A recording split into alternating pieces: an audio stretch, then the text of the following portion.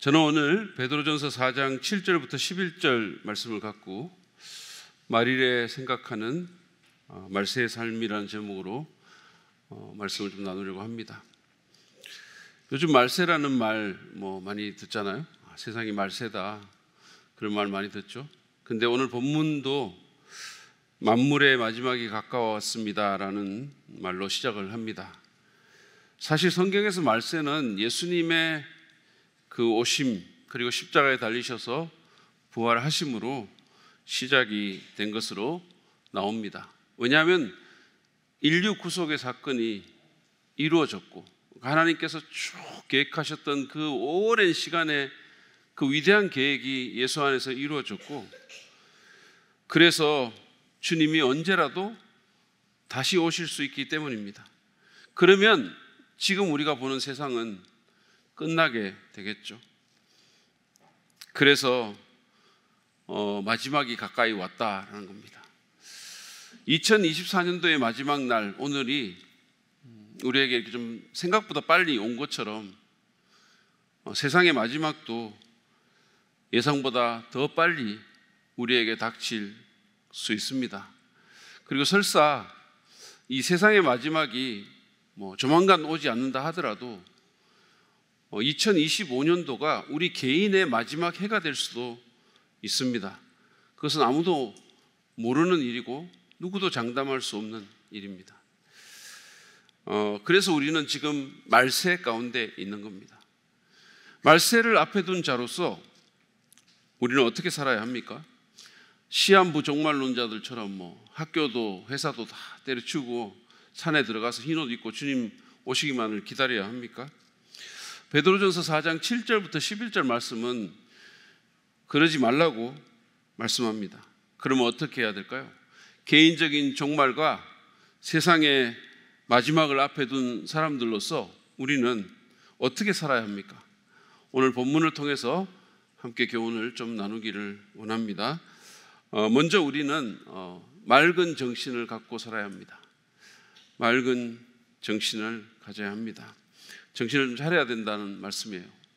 베드로전서 4장 7절 상반절을 보시면 만물의 마지막이 가까이 왔습니다. 그러므로 정신을 차리고 라고 시작합니다. 종말이 우리를 기다리고 있다고 해도 그것 때문에 정신적인 또는 도덕적인 밸런스를 잃어버리지 말라는 겁니다. 베드로는 종말이 가까워서 사람들이 정신적인 패닉에 빠지거나 도덕적인 균형을 잃고 타락한 생활을 하지 않도록 지금 경계하고 있는 겁니다. 깨어서 이 세상의 상태를 냉철하게 직시하고 인식하라고 권면합니다. 만약에 우리가 정신을 차리지 않고 살면 우리도 모르는 사이에 균형을 잃게 될 것이고 분별력을 잃게 될 것이고 타락하게 될 것입니다. 여러분은 정신을 차리고 살고 있으십니까? 저는 불교 중학교를 나왔는데 종교 시간에 참선을 하는 그런 시간이 있었어요. 그래서 참선 그게 끝나면 스님이 죽비로 딱 치면 이제 그게 끝나는 건데, 교회 다니는 제 친구가 정신을 차리지 않고 눈을 감고 있다가 그 죽비 소리에 깜짝 놀라면서 아멘! 이라고 소리를 쳤어요. 그래서 정신 차리라고 그 죽비로 발바닥을 죽도록 맞았습니다. 여러분, 우리는 정신을 차리고 살아야 합니다. 유혹이 너무 많고 사단의 계략은 너무 교묘합니다. 너무 혼란스럽습니다. 개구리를 고통 없이 죽이려면 미지근한 물을 불 위에 이렇게 올려놓고 대야로 올려놓고 거기다가 개구리를 집어넣으면 그래서 서서히 온도를 높이면 개구리는 도망갈 생각을 하지 않고 그 안에서 서서히 편안하게 죽어간다고 합니다. 어떤 면에서 우리는 개구리와 같고 우리 사회는 그 끓는 물과 같습니다. 세상은 미디어와 여러 문화적인 도구들을 사용해서 온도를 서서히 높여나가는 거예요.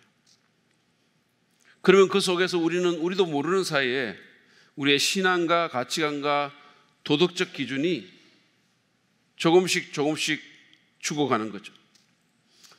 여러분, 우리의 기준이 자꾸 이렇게 무너지는 거 알고 계십니까? 이를테면 우리가 코로나를 지나오면서 주일 성수 개념이 무너져 버렸어요. 사람들이 예배를 너무 쉽게 빠집니다. 성경에서 가르치는 도덕적인 기준도 많이 무너져 내렸습니다. 동성애, 이혼, 성적 순결, 혼전 성관계, 음주 문제, 욕심, 이런 것에 대해서 세상과 동화된 신자들이 적지 않습니다. 사람들은 처음에는 죄를 안타깝게 여기다가 죄를 또 견디다가 결국은 받아들입니다. 여러분은 이 과정 가운데 어디에 있습니까? 죄를 안타깝게 여기는 단계입니까? 아니면 그냥 받아들이다가 나중에는 그냥 그게 너무 자연스러워진 거죠. 여러분, 우리는 정신을 좀 차려야 합니다. 종말이 가까워졌다고 해서 정신줄을 놓아서는 안 됩니다. 세상이 말세라고, 그래서 막 온갖 도덕적인 타락이 자행된다고 해서 우리까지 그렇게 정신줄을 놓아서는 안 됩니다. 오히려 더 분명하게 생각하고 성경적인 기준을 유지해야 합니다. 마지막 때는 정신을 차릴 때입니다. 오늘 같은 이런 한 해의 마지막 날, 우리는 우리의 정신 세계를 돌아보면서 우리의 사고가 성경적인 사고 가운데 있는지, 우리의 기준이 어디에 세워져 있는지, 우리가 건강하고 맑은 상태를, 정신적 상태를 유지하고 있는지를 돌아보아야 합니다. 두 번째로 우리는 깨어서 기도해야 합니다. 베드로는 7절 하반부에서 기도에 대해서 말씀합니다. 보시죠. 삼가 조심하여 기도하십시오. 술에 취하거나 TV나 SNS에 빠지거나 잠자지 말고 빈틈없는 자세로 기도하라는 겁니다. 제대로 기도하려면 삼가 조심하여서 깨어 있어야 합니다. 여러분, 혹시 기도하다가 잠든 적 있으세요? 왜 없는 것처럼 그렇게? 저는 있어요. 기도하다가 잠들기도 합니다. 예전에 상가에서 제가 새벽 기도회 할 때 주무시는 분이 계셨어요. 그분이 깨어서 나가셔야 정리를 하고 교육자들도 집에 갔다가 올 수 있는데 주무셔가지고 안절부절했던 기억이 납니다. 이거를 깨워야 되는지. 어떤 목사님은 새벽 기도 때 설교하다가 잠든 적도 있다라는 말도 들었습니다. 그 교인들이 어떻게 했을지 너무 궁금하죠. 제 생각에는 같이 그냥 잠을 자지 않았을까 이런 생각도 듭니다. 우리는 죽음이나 세상의 종말을 생각하면 염려나 두려움에 빠지기가 쉽습니다. 어떤 사람은 한 해 한 해가 가는 데 대해서 엄청 스트레스를 받기도 합니다. 여러 가지 세상의 이 혼란 가운데 많은 두려움이 우리를 찾아옵니다. 그러나 베드로는 염려와 두려움, 긴장과 스트레스에 시달리기보다 기도하라고 합니다. 바울도 빌립보서 4장 6절에서 비슷한 권면을 6절 7절입니다. 권면을 하죠. 한번 보시죠. 아무것도 염려하지 말고 모든 일을 오직 기도와 간구로 하고 여러분이 바라는 것을 감사하는 마음으로 하나님께 아뢰십시오. 그리하면 사람의 헤아림을 뛰어넘는 하나님의 평화가 여러분의 마음과 생각을 그리스도 예수 안에서 지켜줄 것입니다. 염려하기보다 기도하라는 거예요. 염려나 두려움을 기도로 바꾸라는 겁니다. 여러분, 이때는 우리가 염려나 두려움에 빠질 때가 아니라 기도할 때입니다. 나라와 교회와 가정을 위해서 기도합시다. 특별히 지금 엄청난 어려움에 빠진 우리 대한민국과 많은 고통을 겪고 있는 이 나라 백성들, 그리고 비행기 사고로 말할 수 없는 슬픔 가운데 있는 이들을 우리가 생각하며 기도합시다. 기도할 게 얼마나 많은지 모릅니다.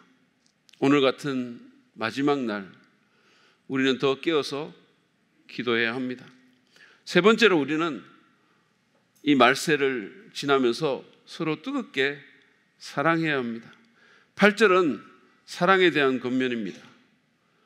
무엇보다도 먼저 서로 뜨겁게 사랑하십시오. 사랑은 허다한 죄를 덮어줍니다. 무엇보다도 먼저라는 말은 가장 중요한 일이라는 것입니다.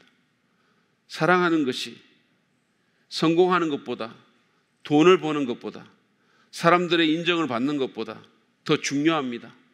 여러분, 우리가 인생을 마무리할 때 성공 못한 것보다, 돈을 좀 제대로 못 번 것보다, 좋은 곳에 못 간 것보다, 맛있는 음식을 못 먹은 것보다 제대로 사랑하지 못한 것에 대해서 후회할 것입니다. 내 주변에 하나님이 사랑하라고 붙여주신 그 사람조차 내가 제대로 사랑하지 못하고 가는구나. 그게 얼마나 우리에게 안타까움을 줄까요? 제임스 답슨이 말한 것처럼 우리 인생의 끝에서 결국 남는 것은 내가 사랑한 사람들과 나를 사랑한 사람들일 것입니다.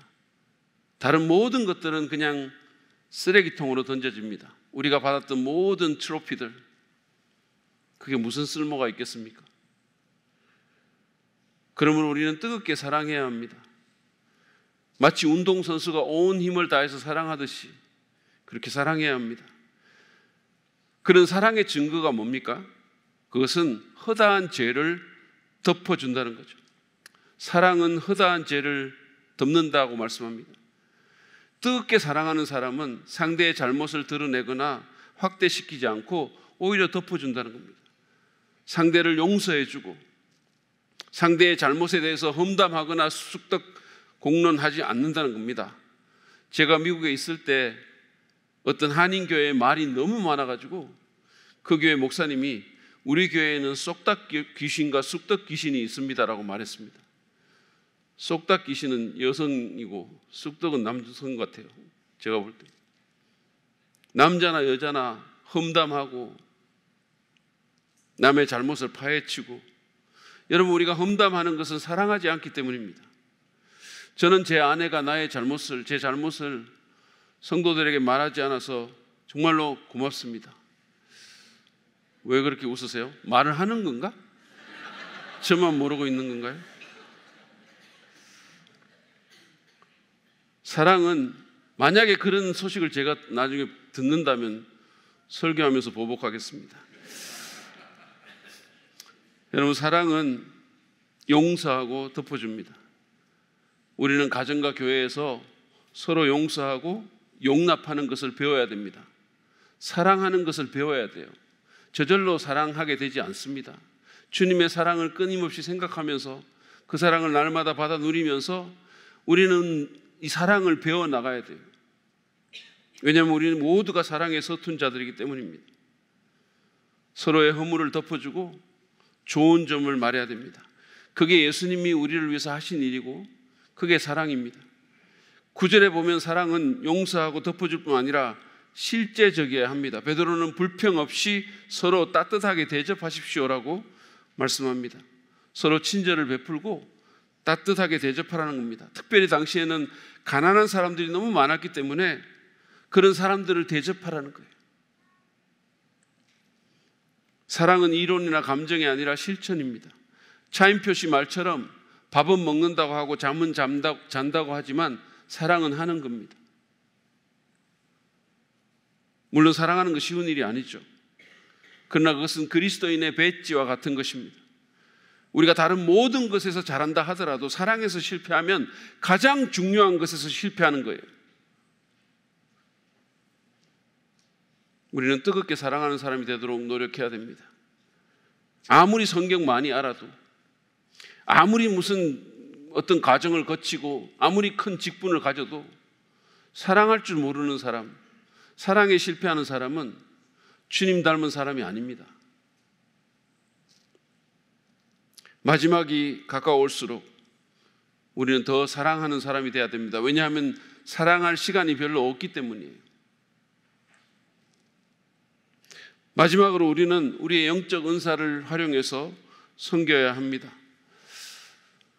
10절 말씀을 보시죠. 각 사람은 은사를 받은 대로 하나님의 여러 가지 은혜를 맡은 선한 관리인으로 서로 봉사하십시오.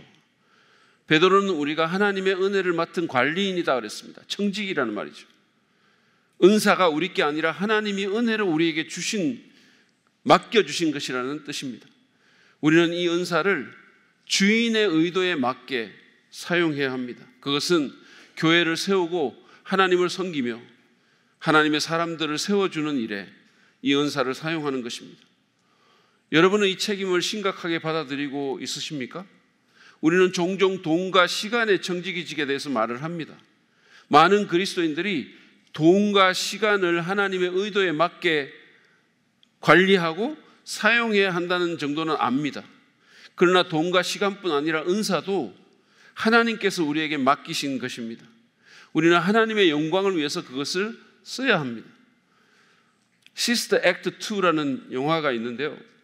주인공인 우피 골드버그가 우피라는 배우가 나오죠. 그 사람이 라스베가스 무대에서 공연하는 그런 가수인데, 유명한 가수인데 화려한 무대에 수많은 사람들이 앉아있는 그런 가운데 노래를 하는 사람인데, 그런데 쓰러져가는 고등학교를 살려달라는 수녀들의 부탁을 받아요. 그래서 수녀로 변신해서 그 쓰러져가는 고등학교의 아이들이 하나님을 찬양하고 노래하는 합창단을 세우는 일에 자신의 은사를 사용합니다.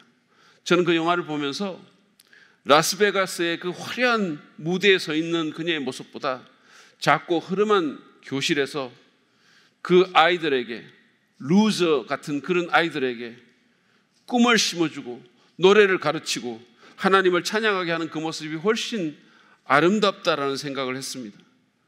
여러분에게 주어진 은사를 하나님의 영광을 위해서 사람들을 섬기는 일에 사용하십시오. 베드로는 11절에서 말과 연관된 은사를 갖고 있는 사람은 하나님의 말씀을 전파하는 것처럼 하고, 섬김과 연관된 은사를 가지고 있는 사람은 하나님께서 주시는 힘으로 봉사하는 것 같이 하라고 권면합니다. 그러면 하나님께서 모든 일에 예수 그리스도로 말미암아 영광을 받으실 것이라는 겁니다. 여러분, 우리가 누군가를 섬기면 우리는 하나님 나라에서 어뜸이 된다고 예수님 말씀하셨어요. 우리가 만약에 내년도에 섬기는 삶을 살면 그 해는 그 어느 때보다 더 멋진 해가 될 것입니다. 최고의 해가 될 것입니다. 마지막이 가까워져 오고 있는 이때 은사를 사용해서 하나님을 섬기기로 결단하십시오. 우리가 섬기고 싶다고 언제나 섬길 수 있는 기회가 있는 것이 아닙니다. 시간이 언제나 우리를 기다려주지도 않습니다. 오늘 은사의 선한 청지기로서 나는 누군가를 매일같이 섬기겠다라고 결단하시는 저 여러분 되시기를 바랍니다. 그 섬김이 여러분의 한 해를 최고의 해로 만들어줄지도 모릅니다. 한 해의 마지막에 이 송구영신 말씀을 통해서 우리는 정신을 차리고 깨어 기도하며 서로 사랑할 뿐 아니라 은사를 활용해서 섬겨야 함을 배웠습니다. 우리 이 시간에 말씀을 생각하면서 잠깐 기도하며 주님 앞에 나아가겠습니다.